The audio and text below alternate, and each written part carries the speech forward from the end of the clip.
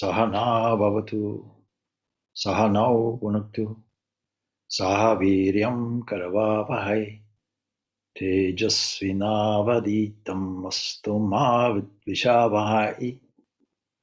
Om Shanti, Shanti, Shanti. May that one protect us both. May that one nourish us both. May we work together with great energy. May our study be illumined. May we not unnecessarily cavil with each other.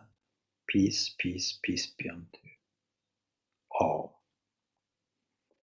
So we are continuing to study the Katha Upanishad, one of the most profound and easy to study, easy in the sense that it flows quite smoothly and tries to put abstract ideas into some practical format with images. We already covered that there was a chariot. We covered that there was a tree. And so the whole of the Upanishad, unlike other Upanishads, with the exception maybe of the Chandogya Upanishad, is centered around a story. It's an ancient story, Nachiketa, full of faith as a young, pliable youth, is confronting death. Most of us don't want to confront death, but he's bold enough to do it and find out what are the answers. These are central questions to all of us. What is the nature of death? What happens afterwards? And where would we get immortality from? Now, I'm not entirely sure where we left off, but there's a very important passage. Indriyanam prutu bhavam udayastamayo chayat. This is the 6th verse of the last remaining chapter. And if you're studying along with the 8 Upanishads, the translation goes like this. And it's in response to a question. How is that? How is he to be known? And what is the need of his knowledge? There must be some motivating reason for us to take up this study, for us to inquire inward. So the answer goes like this. Indriyanam, having known the dissimilarity of the senses that originate separately. We only get information of the outside world from the sense organs, 5 gateways, and an additional mind. But when we fall asleep, so-called, enter into a dream, the senses are alive, no doubt, but they're seeing and witnessing different things. When even those go to sleep, what is there that is dissimilar from the senses and their object is the question.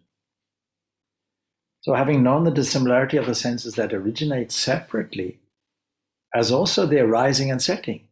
You go to sleep, the sun rises, the sun sets. You go to sleep, the eyes go down, the sun has set.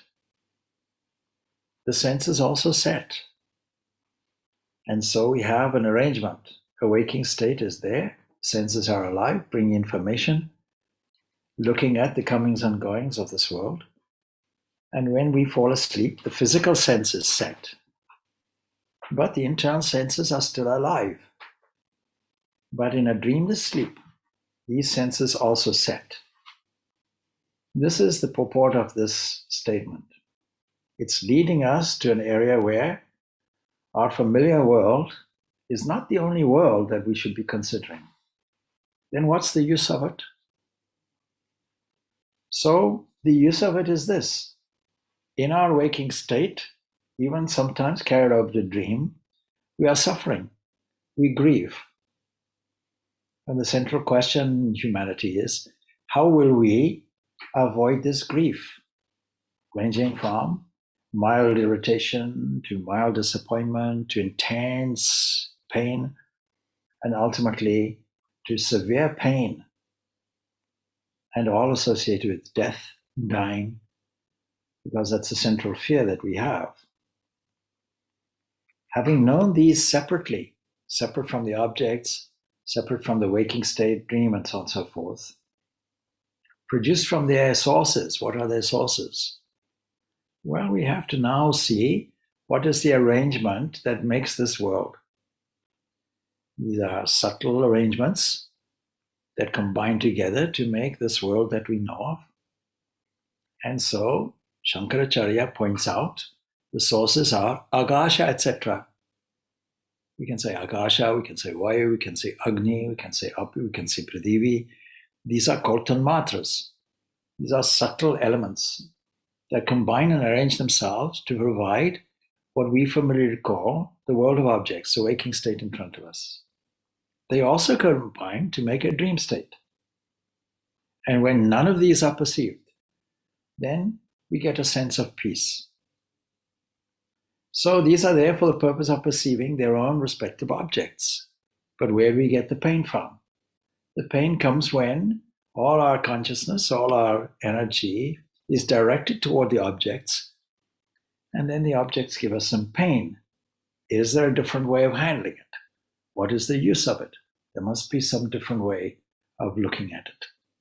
Instead of relying on the flow out through the senses, can we not put it into a different position or context or area? Can we not look at it from this point of view, that the senses and their objects are dissimilar from all the states and ultimately dissimilar from the onlooker? And so, muttva, knowing through discrimination. Discrimination is extremely important. This is the only real tool that we have. Why? Because things seem to be all mixed up. The knower of all these states identifies itself with the objects of perception. The Viveka Shudamani of Shankaracharya starts off, Bahye Niruddhe Manasaha Prasannata Manaha Prasadi Paramatma Darshanam Tasmin Sutraste Bhavabhanda Nasaha Bahye Nirodha Padavi Vimuktaha.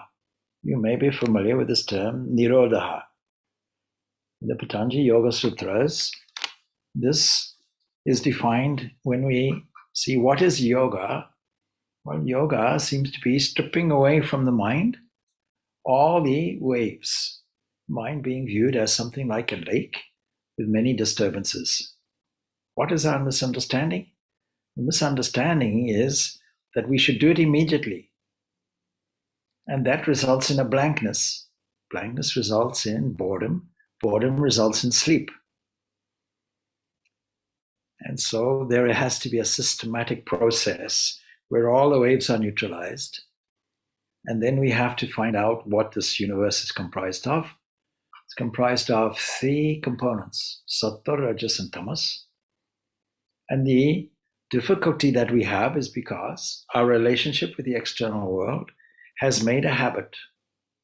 And the habit gets replayed unless we control it and use some other way of looking at things. The way we look at the world will be habitual, our grief will be habitual, and we won't have any practical remedy. So therefore, we have to look at things in a different way. We have to learn from the pain. Pain is useful. Without pain, we won't be stimulated to look in a different direction. And so, when the external world is shut out, the mind is cheerful. What is the method? We can't just block the world out and say everything will be cheerful. That happens naturally when we fall into a deep sleep and all the objects are gone. There's no duality at all. No subject, no object. Later we're able to recall there was a peace. But behind all that would be something that observes and witnesses it. Watching the senses rise and fall, observing the sense of peace that we get when no two things are present. It gives us a clue. But if we leave it there, it becomes a blank. So we're not saying shut the world out immediately. We're saying promote one strand of these evolutionary forces that comprise life called sattva, purity of mind. That means let us look in such a way that we are devoid of a personal identification with the body and the mind. This psychophysical complex that we identify with and say, this is I, instead of saying, I am a knower of a field. In the language of the Bhagavad Gita, I am a knower of the field. There's some fields separate. And we can identify multiple fields. What will these multiple fields be? Well, we can see in front of us a whole range of objects with different colors, different textures, all responding to these sense organs. Who is the one that is observing it?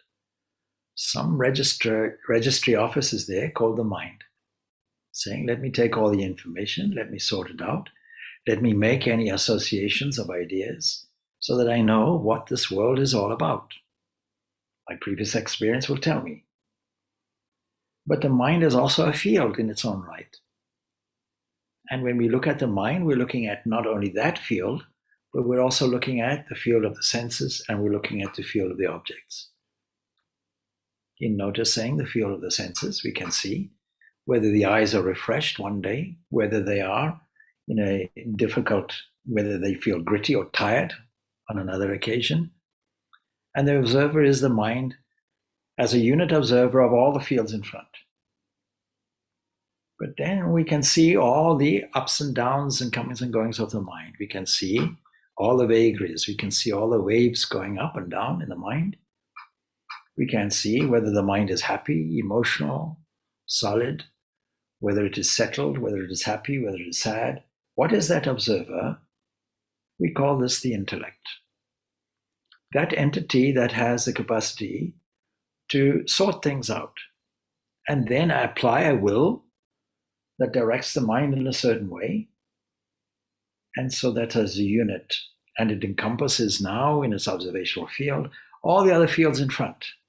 The field of the mind, the field of the senses, the field of the objects. But still, we can go further. What we thought today, we won't think tomorrow. What we thought yesterday is different from today. We can change our mind. We can change our mind by the exertion of an area of freedom that has the freedom to make a choice and exert what it wants. We can't go to a supermarket and get it. This area of freedom is already within us, and it is all the objects in front can be deciphered, but it works on borrowed light. On a universal way, it is called Mahat, the great mind, if you like. You can call it cosmic mind. Officially, Buddhi, on a personal level, is called Mahat, on a cosmic level.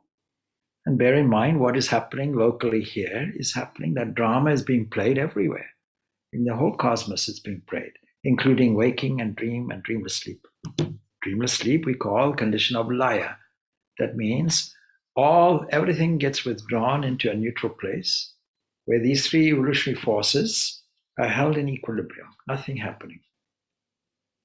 For something to happen, some ruffling must take place, some disturbance must take place. But when everything is in a state of equilibrium, then we don't notice anything. It is in a state of complete calmness. So we have to use this discrimination, which doesn't end up in a blank. Their difference, their nature of being essentially dissimilar to the nature of the self that is extremely pure, absolute, and consciousness alone. This is dissimilar from the senses, dissimilar from all the fields in front of us. And so their rising and setting, Udyastamayo, creation and their dissolution is what we are observing in relation to the waking and sleeping states, says Shankaracharya, as belonging to them only and not to the divine self, the witness of it all. Dhiraha, the intelligent man, and here's the use of it. Na shochati, does not grieve for the constantly uniform nature of the self being unchangeable.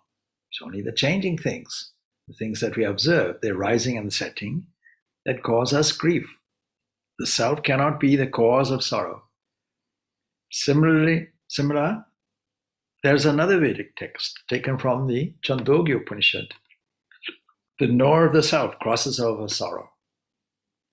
This is not, therefore, abstract philosophy. This is something highly practical. What's its use? We want to take away all the pain and all the sorrow, please. The self, in relation to which the dissimilarity of the senses has been pointed out, is not to be realized outside, for it's the inmost self of all, and therefore we can't look for it outside. How can that be? And the next stanza would tell us, the mind is superior to the organs, exactly what we have gone through. The intellect is superior to the mind. Mahat, the great soul, is superior to the intellect. And the unmanifested is superior to this Mahat, unmanifest nature in its state of potentiality. Can we go further than that? Yes, the divine self is there. The sense objects belonging to the same class as the senses. You must have noticed that the eye, the ear, the skin, the touch, the taste, the body is only because we had food. It is only because we are registering things which are made from molecules and atoms, material things, where these subtle forces are combined and recombined and present us with a crystallized world of solid registration. Because we can go and see somebody else's senses. We can see our own senses. So therefore, the sense organs and the objects are really the same material. And so, sense objects belong to the same class as the senses, are understood to be enumerated by the mention of the senses, it's included. And the rest is as before. By the word sattva, the intellect is referred to here, we have to purify the intellect. When the intellect is purified, we are able then to see what is there. And this ultimate discrimination that we use is equivalent to the calmness of the waves. And ultimately, when real realization occurs, what we call Paramatma, the Supreme Self, is understood and realized, experienced, then we see that all the waves will disappear, along with their sorrow. And so superior to the unmanifest, where is that? Superior to the unmanifest is the person, the real self, Purusha, pervasive, lest you think that it is captured inside a cage in the lungs or something like that, or the heart. No, it is pervasive and is indeed without worldly attributes, knowing whom a man becomes freed and attains immortality. This Purusha is superior to the unmanifested. He is vyapakaha, pervasive, for he is the source even of all pervasive things, such as air, such as space. We think that space seems to be unlimited. When we look up, that's what it seems like. We know from our modern science that tiny, tiny activity occurs within it. It is alingaha, linga. That is, it means it's a sign. Every part of what we have observed is an indication. Go further, go further, go in, go in. See how Ramakrishna gives that example in simple language of a forester who goes to a forest. His job is to cut wood and sell it. But a voice, internal voice says, go further. You must have a curiosity that there's something more than this. Go deeper into the forest, please. And there he finds a forest full of sandalwood. And he reaps the rewards of this, and he sells this at a higher cost in the market. But still the inner voice is saying, please go deeper, go further, go further. And in going further, he discovers ultimately that there is a silver mine, and then there is a gold mine, and then there is diamonds. And the ultimate diamond is there. And Shankaracharya's wonderful treatise on Viveka, called the Viveka Shudamani, is, of course, the crest jewel of discrimination. Let us try to find the crest jewel, the most valuable thing of all. So everything will be a sign. Come on, go further, go further, go further. You haven't reached the ultimate. And so the intellect, etc., who has not that linga, that intellect, that sign, is indeed without a sign called alinga. He is devoid of all worldly attributes. Indeed, Yamanyatta, having known to whom, from the teacher and the scriptures, a person, muchati, becomes freed even while living.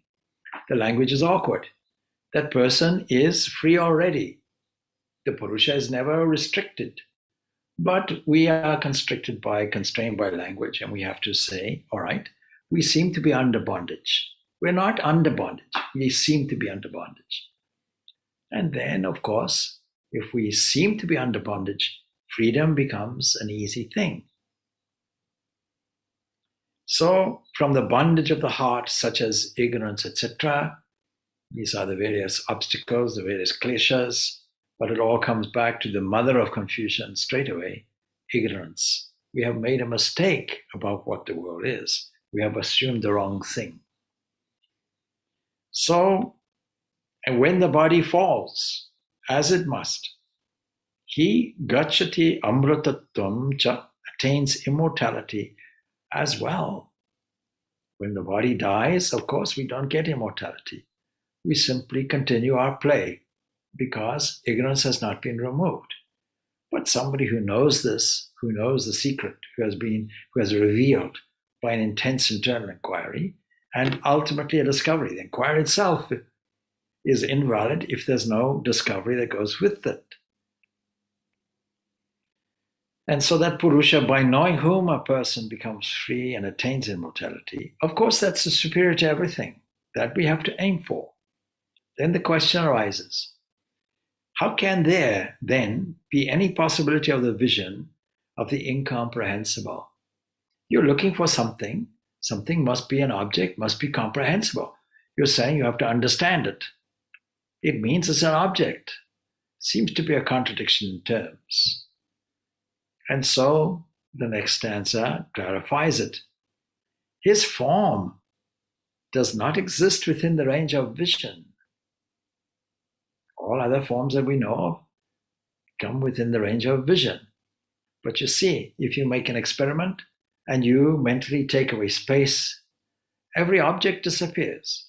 If you take away time, every change disappears. We can't operate like this. It's not within our so-called normal scope. Nobody sees him with the eye.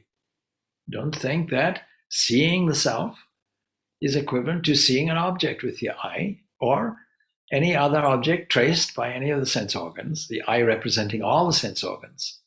When this self is revealed through deliberation, start off with a logic, start off with an investigation, start off with other people's teachings and experience.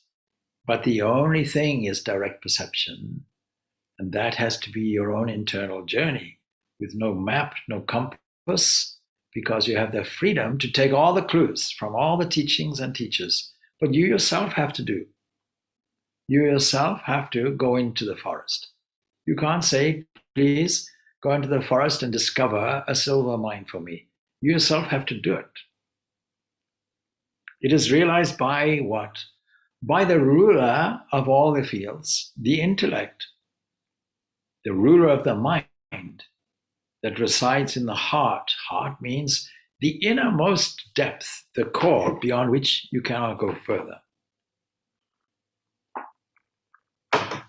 Those who know this become immortal.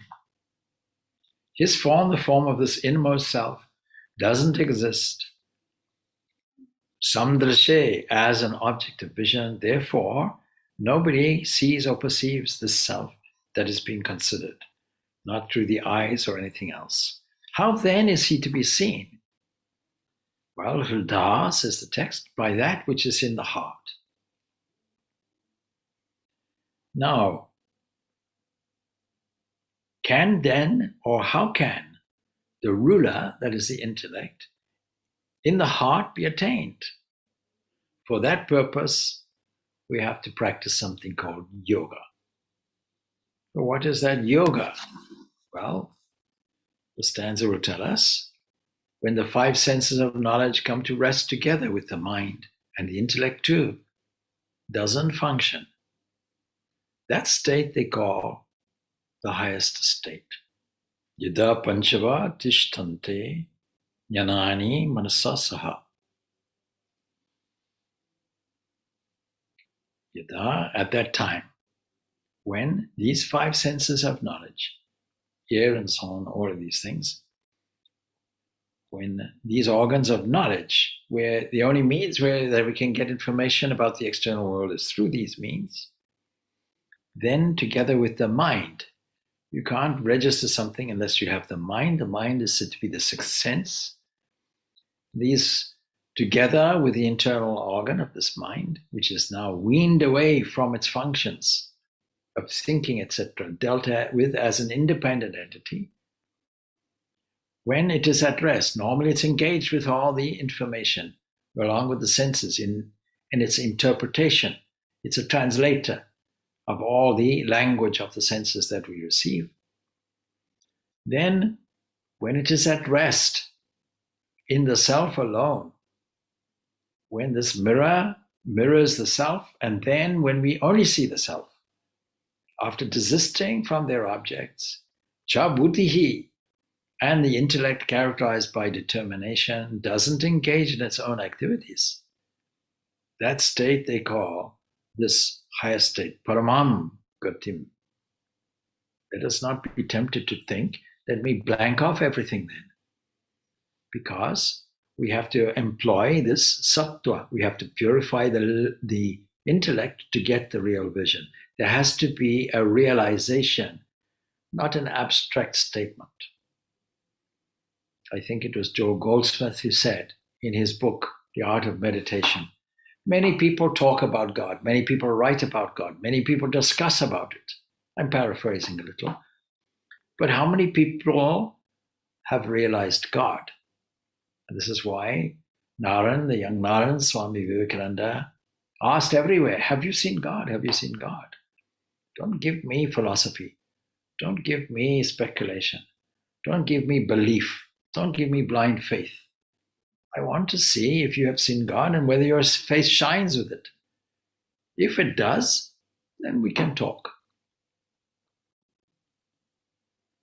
So when the five organs of knowledge are at rest together with the mind, when the intellect ceases to be agitated, this of course is the highest state. Tam yogam iti manyanti sthiram indriya dharanam. It goes like that. It says, it is considered the state of yoga when all the senses are held steady, under control.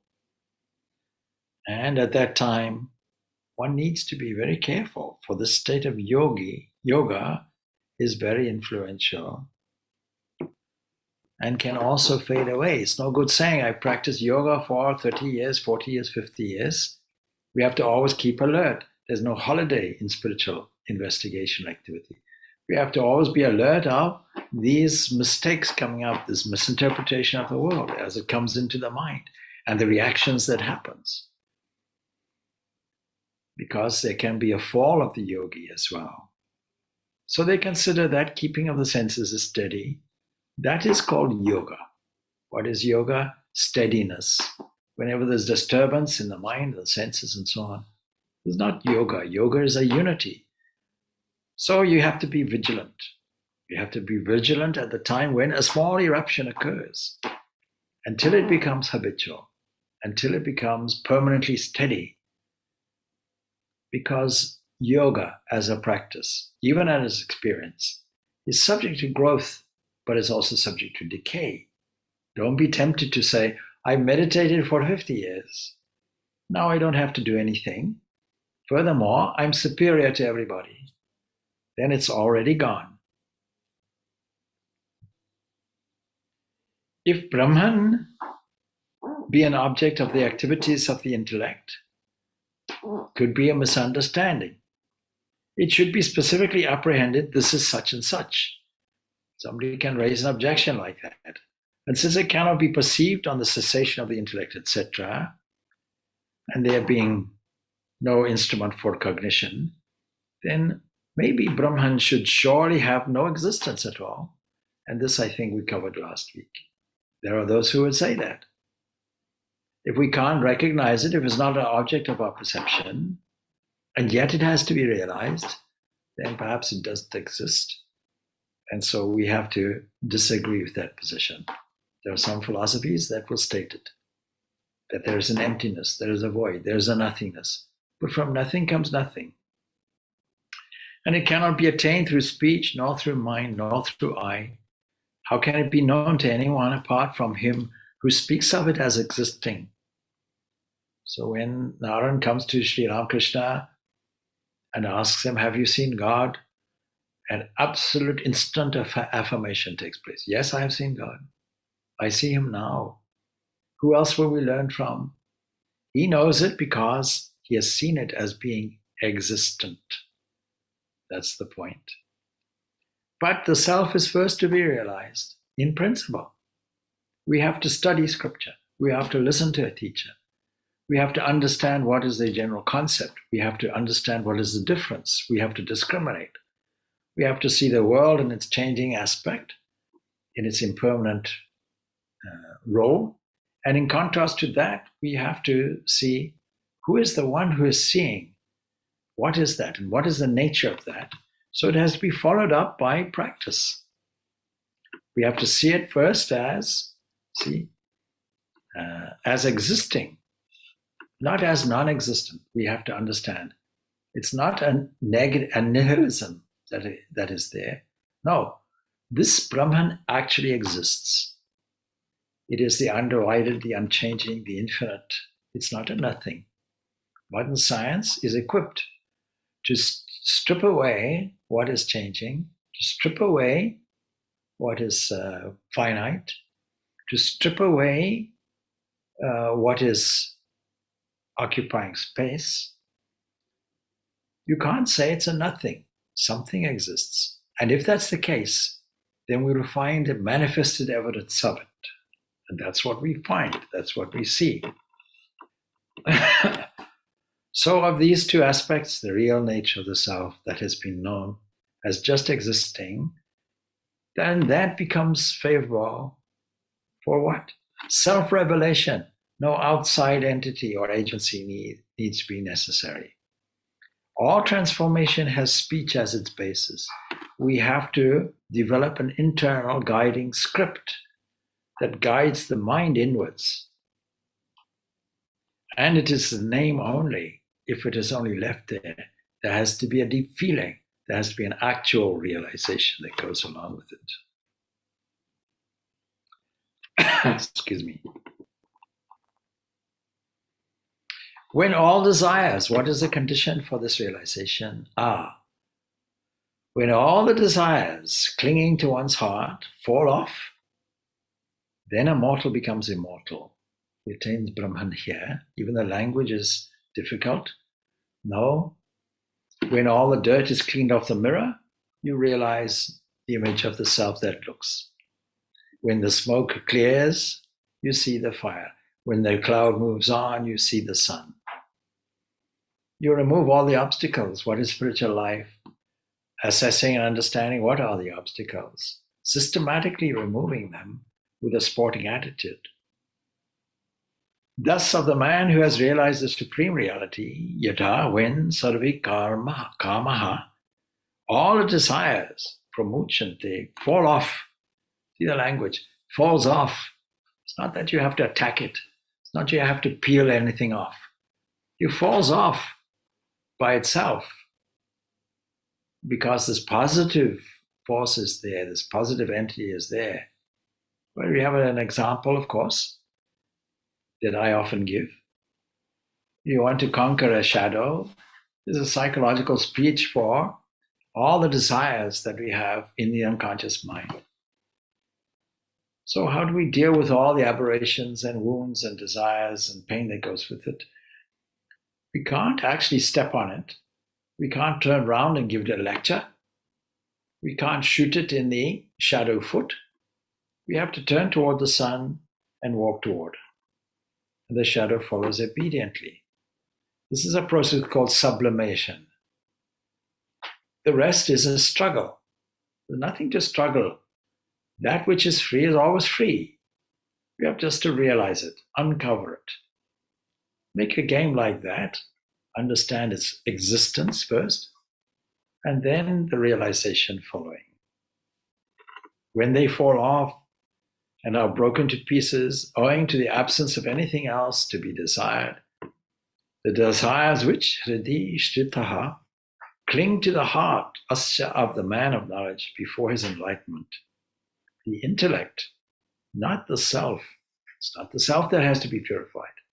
The intellect itself has to be purified because it's the seat of the desires. It's a psychological construct. It's a reaction to an interpretation. The world is in front. What is it? And it is taken to be the reality, despite its changing nature. Being the seat of the desires, which fact is also supported, of course, by another text, Vedic text, desire, thought, and doubt, etc., all these are but the mind. Then, by virtue of this removal, a mortal becomes immortal. It's not that they become anything, it's just the language that describes it, convenience language. That immortality was always with you. The elimination of death constituted by ignorance, is that not the aim, the goal? How can we conquer death? This having been destroyed, there remains no possibility of departure. And hence, Atra, here itself, owing to the cessation of all the bondage, all the fetters have been cut off, nothing more to constrain you, then you are inherently free.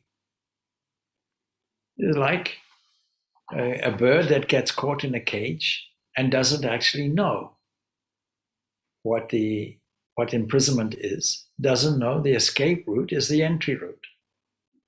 And with this misunderstanding, feels that it's caught. Or the elephant that is tied to a pole, a chain is put on the leg, doesn't know. The chain can be removed, but the elephant is unable to move. Or the cow that grazes in a field surrounded by an electric wire. It doesn't know it. It knows that when it approaches a certain area, it gets a certain shock. And then it gets tapped into for milk and all the rest of it. It doesn't know that it is not free. It wants to be free, but it has no knowledge or concept about it. For that reason, it's convenient to us. We can tap the milk.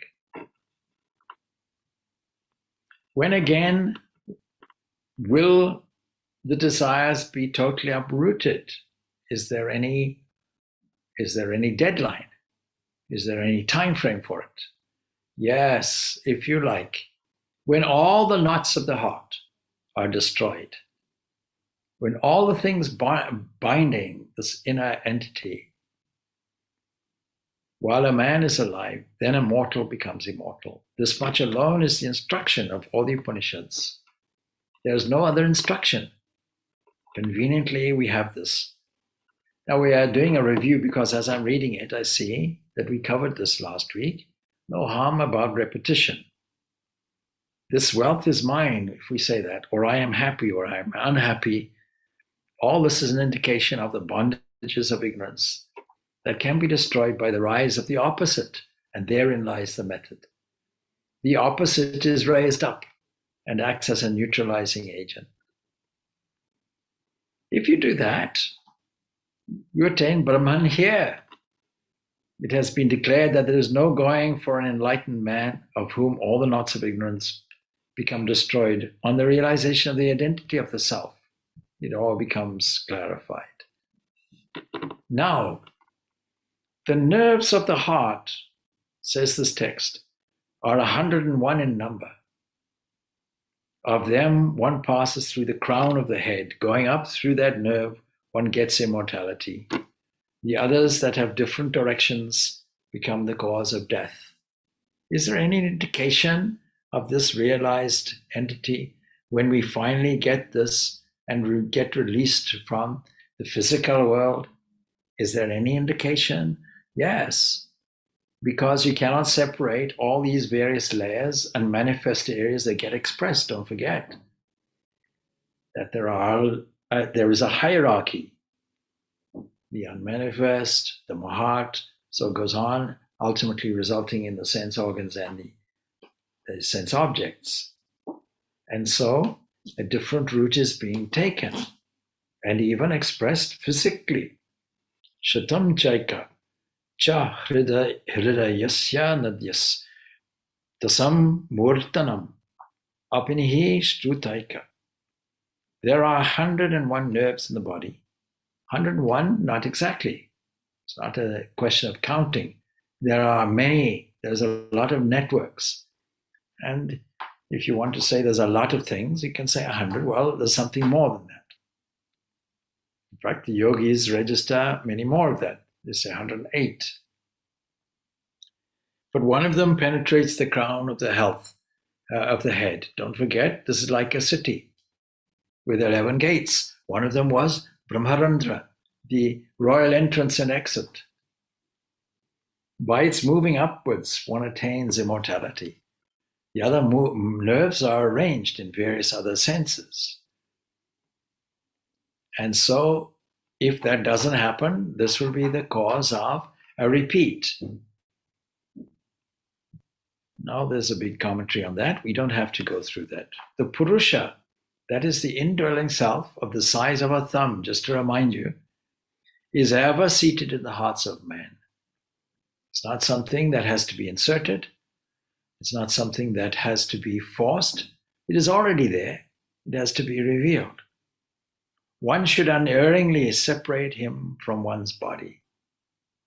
Like a stalk from the munja grass, this is the process. Discernment, discrimination, careful attention, alertness, vigilance. Him one should know as pure and immortal. Him one should know as pure and immortal. Consciousness that has been separated from the body to be Shukram Amritam, pure and immortal, to be the Brahman previously described. The repetition of him one should, that passage goes on like that, as also the word iti is to show that the Upanishad is now concluded. This conclusion of the purport of the overall story of Nachiketa is being stated with a view to eulogizing the knowledge, to make it easy for us, to make it pleasant for us. And so, the first person, it is said, to have this knowledge revealed is Nachiketa. Having acquired this knowledge imparted by Yama, and also the entire knowledge about yoga, attained Brahman. What a wonderful thing. Became free of all passions, all desires, means all disturbances in the mind, and became, as it were, immortal. You're already immortal, but realized it. Thus it will be with any other too, with you, with anybody who studies the nature of the self. Some people say, it's okay for you Swamis, it's okay for you people, but what about us ordinary people? No, there's no such thing. We are all extraordinary, and we all have access to this, your own freedom. There is no special person in this. So Nachiketa, the knowledge imparted by death, he attains, as it were, this state beyond death. He becomes a knower of Brahman by attaining the self, existing in the context of the body as one's own innermost reality, in its absoluteness, and not in any form other than as the indwelling self. This should all give us encouragement. And you see, this result, as it were, would be commensurate with the amount of spiritual practice we do, or the amount that we put in. In any context, what you put in is what you get out. And so this acts as a kind of ending prayer, valedictory prayer. It's uttered with a view to removing all faults incurred by the disciple and the teacher through lapses resulting from inadvertence during the course of acquiring the knowledge. That is the end of the third section. But a valedictory prayer has to be given. It is the same one as the one we started. That is, Om Sahana Vavatu, Sahanau Bhunaktu, Saha Viryam Karavavahai, Tejasvinavaditamasto Ma Vidvishavahai, and ends with Shanti, Shanti, Shanti. We have now completed the entire Katha Upanishad. And maybe if you continue to hear or listen to these repeated talks, you will see all the questions that we have in life answered. This is a wonderful Upanishad, highly praised, and as I say, eulogized in a story form. But with everything else, it requires two things. It requires repetition of the concepts, but more importantly, it requires the necessary practice. And so with that, we conclude this Upanishad with that particular prayer, which ends off, Om Shanti, Shanti, Shanti. We have a few moments we have 10 minutes by the looks of it, for any questions that arise from this. So I'm going to mute the microphone. So you are free to seek any clarifications or ask any questions. Swami, can you elaborate on the difference between the unmanifest and the Purusha, and also the other reference to the nerves? Why is the reference to the nerves being made here in this context? Well, I can deal with that one first. And I can combine the two answers because, you see, the unmanifest will have to express itself visually for those people who are wondering whether a person is free, inspired, or what. And one's own experience is that the energy which is there, distributed in over 100 ways throughout the body, now centralizes and exits in a certain way. This would be for our own benefit to say, aha, this is it. All my prarabdha karma is complete. In other words, all my inherited effects are now gone. And I now go off to my own state of freedom. This would be the physiological evidence of it. Now for myself, but also for others as well. So others will also know. For example, when Swami Vivekananda left his body, this was very clear, and Ramakrishna predicted that when he will know how to control his exit. And we can say he exited through this royal exit. And it's like putting your hand in a glove and withdrawing it as you want. As soon as you realize I have the capacity to do it, my job is finished here. And he arranged it previously. All the events of his day were significant. So he determined, even marking the calendar, 4th of July, American Independence Day, let me now make an exit. Let me withdraw from the body. In other words, let me realize my own freedom. The difference between the unmanifest and the manifest, well, you see, the only thing that distinguishes the ultimate unmanifest, which is called Purusha, variously called Brahman, variously called Atman, variously called Purushottama. This entity, this ever-free being that we need to discover, we can put it in the English by saying supreme divine self, authentic self. Some authors have put it like that. Well, we cannot say that the world and everything else is in any way different from it because it is a manifestation of it. No more than we can say that the rays of the sun are different from the sun itself, or that the fire and its power to burn is different or separate, or milk and its whiteness is different or separate. And this is a glorious discovery because it means that with new, fresh eyes, you can look at this world as a kind of sparkling, fragmented light shining, pure consciousness everywhere. Even in the human body. There are two ways we can take the human body.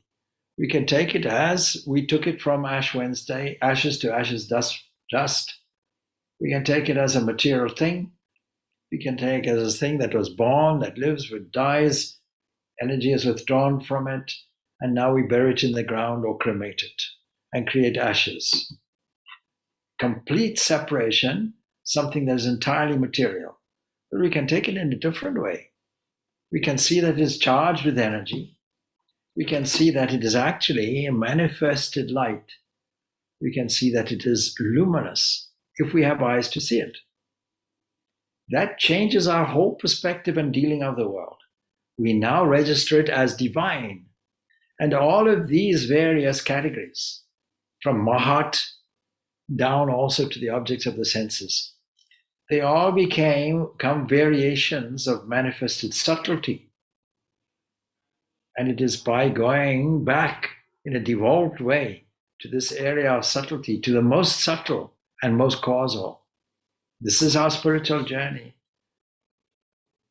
Otherwise, what we'll do is we'll see the world as something against us, something as a struggle, instead of something as a sport or a game. And as soon as we see that, every cell of the body will vibrate in a less flaccid way, in a less plastic way. It'll be against us.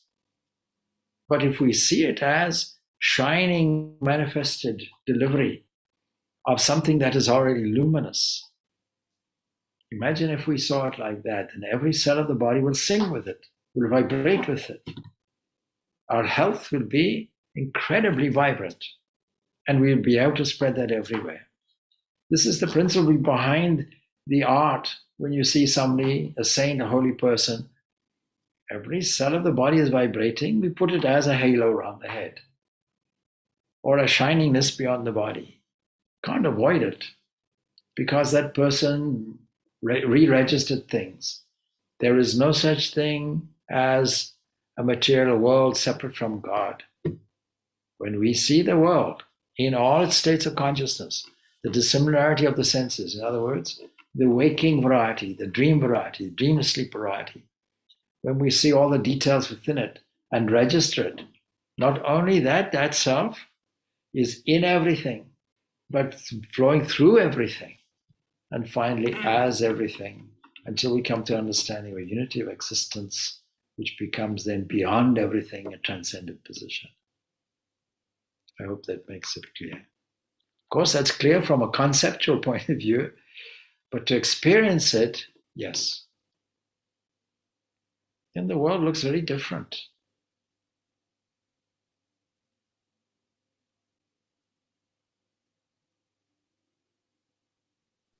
So we leave it at that. Om Shanti, Shanti, Shanti. Peace, peace, peace be unto all. Thank you.